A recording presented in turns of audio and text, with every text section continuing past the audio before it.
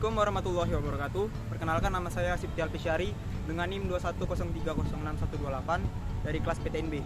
Hari ini saya akan melakukan praktikum anatomi dan fisiologi ternak dengan dosen pengampu Ibu Tati Fidianasari SPT MP, dengan tujuan untuk mengetahui sistem traktus digestivus pada ternak ruminansia, khususnya ternak sapi.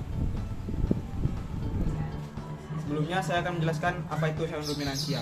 Jadi hewan ruminansia adalah kelompok hewan mamalia yang memamah atau memakan 2 kali makanannya, atau dikenal dengan hewan memamah biak. Hewan ruminansia ini adalah sekumpulan hewan pemakan tumbuhan yang mencerna makanannya dengan 2 langkah. Yang pertama dengan menelan bahan mentah, kemudian yang kedua dengan mengeluarkan makanan yang setengah dicerna ke dalam mulutnya lalu dikunyahnya lagi. Contoh dari hewan ruminansia ini adalah kerbau, kambing, domba, dan juga sapi. Baiklah, selanjutnya saya akan menyebutkan sistematika dari sapi. Yang pertama, sapi memiliki kingdom Animalia, filumnya Chordata, kelasnya Mammalia, ordonya Artiodactyla, kemudian familinya Bovidae, genusnya Bos, dan spesiesnya Bossondaicus.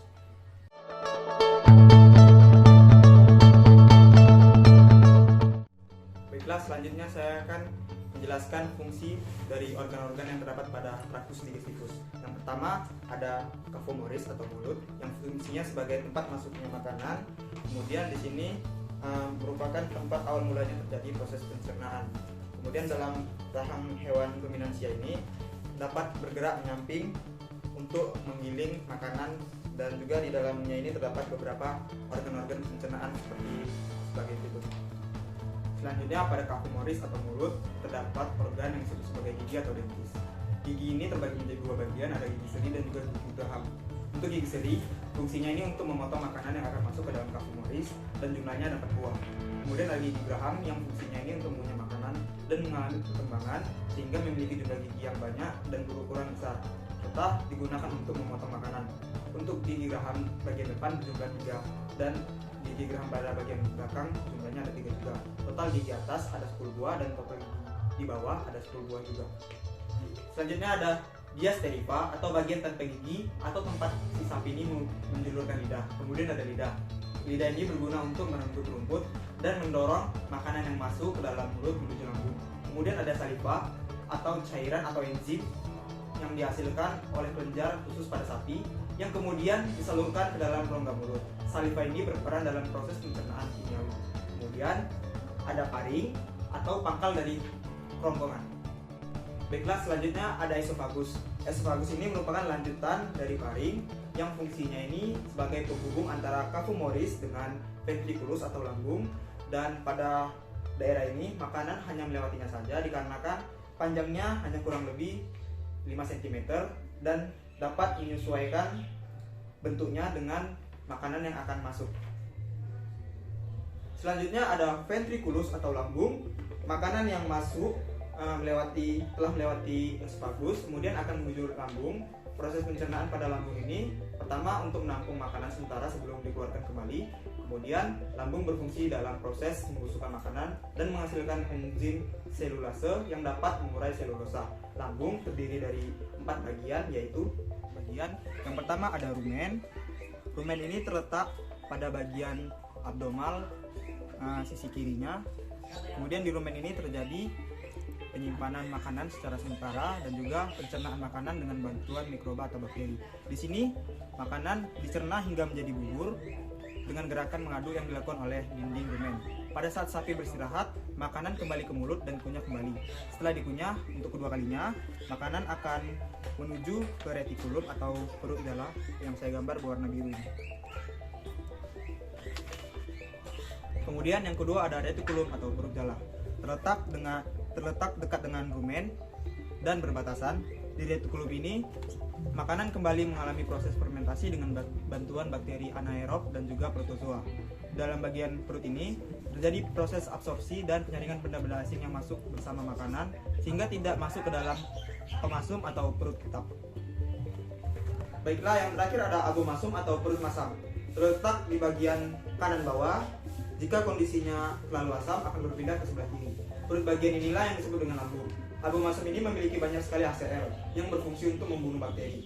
Permukaan abomasum ini dilapisin oleh mukosa yang berguna untuk melindungi sel yang dicerna oleh enzim. Baiklah, selanjutnya ada intestinum tenue atau usus halus atau usus kecil. Berfungsi untuk menyerap makanan atau sari makanan yang telah diproses di dalam lambung, dan sari-sari makanan ini kemudian akan diedarkan ke seluruh tubuh dan diubah menjadi energi. Panjang usus halus ini pada sapi dapat mencapai 40 meter. Kemudian dibagi menjadi 3 bagian, ada duodenum, jejunum, dan juga ileum. Baiklah, selanjutnya ada intestinum crassum atau usus besar.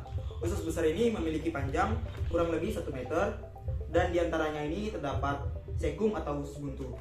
Pada bagian cecum ini terdapat benjolan kecil yang disebut sebagai appendix yang berisi sel darah putih yang berperan sebagai imunitas. Fungsi usus besar ini digunakan untuk memproses penyerapan air dan juga untuk penyerapan jenis vitamin untuk mengurangi keasaman dan mencegah terjadinya infeksi.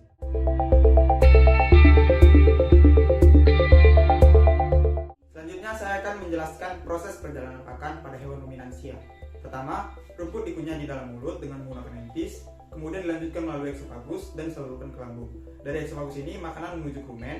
Proses yang terjadi di rumen yaitu makanan dicerna dan menjadi bubur dengan bantuan gerakan mengaduk oleh dinding rumen. Pada saat sapi istirahat, makanan yang dari dalam rumen ini akan dikembalikan ke mulut, lalu akan dikunyah kembali. Di dalam rumen ini, pakan akan dibentuk menjadi gumpalan-gumpalan yang masih kasar atau disebut dengan bolus. Selanjutnya, bolus tadi akan dimuntahkan kembali ke mulut. Proses ini dinamakan regurgitas. Untuk dimamah 2 kali dan dikunyah kembali, prosesnya dinamakan premastikasi. Kemudian bolus ditelan kembali, prosesnya dinamakan redeglutasi.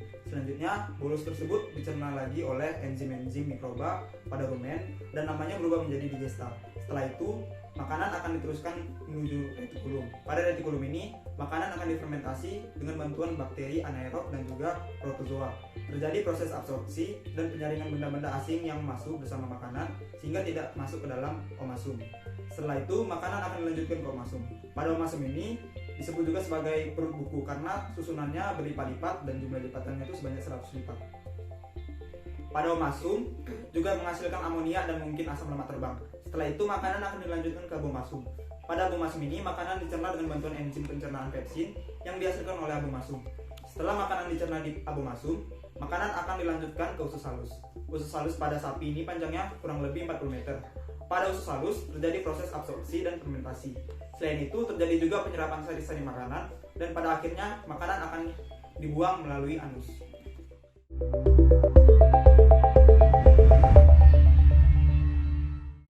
Baiklah, selanjutnya saya akan menunjukkan fungsi dari rumen, retikulum, omasum, dan juga abomasum serta intestinum tenue. Yang pertama, ada rumen. Fungsinya sebagai tempat penyimpanan makanan sementara, makanan yang telah dikunyah. Kemudian ada retikulum. Fungsinya sebagai tempat penambahan enzim-enzim sehingga makanan yang dicerna dapat berupa menjadi gumpalan-gumpalan kasar seperti bolus contohnya. Kemudian selanjutnya ada omasum. Omasum ini bentuknya seperti lembaran-lembaran buku. Nah, fungsinya ini untuk membantu pengalusan makanan secara kimiawi dengan menggunakan enzim serta berfungsi sebagai penyerapan air, asam lemak, dan juga natrium yang terkandung dalam hijauan pakan ternak.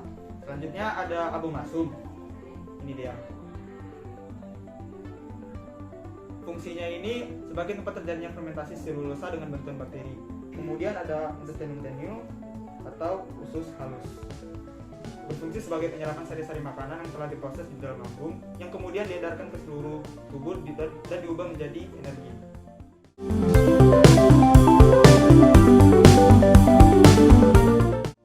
Baiklah, selanjutnya saya akan menjelaskan 10 jenis mikroba yang terdapat pada ventriculus atau lambung sapi.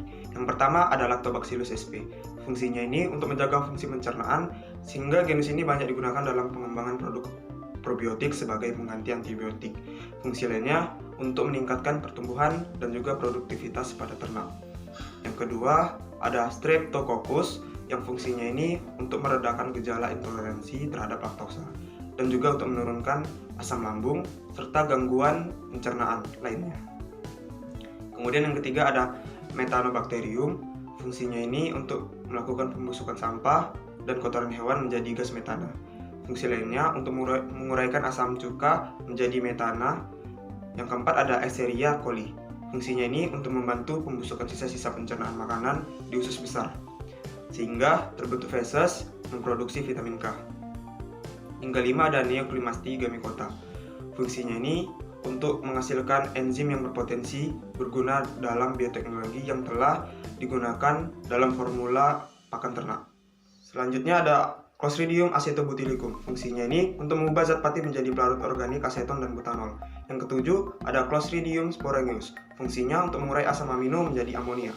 Yang kedelapan ada Clostridium butyricum. Fungsinya untuk menghasilkan asam lemak rantai pendek, terutama asam butirat, asetat, dan propionat, serta sejumlah asam format dan laktat. Yang kesembilan ada Ruminococcus albus. Fungsinya ini untuk menghidrolisis dengan memecah selulosa. Yang ke-10 ada Chasnospora multiporus. Fungsinya ini untuk memecah dan menyederhanakan pektin.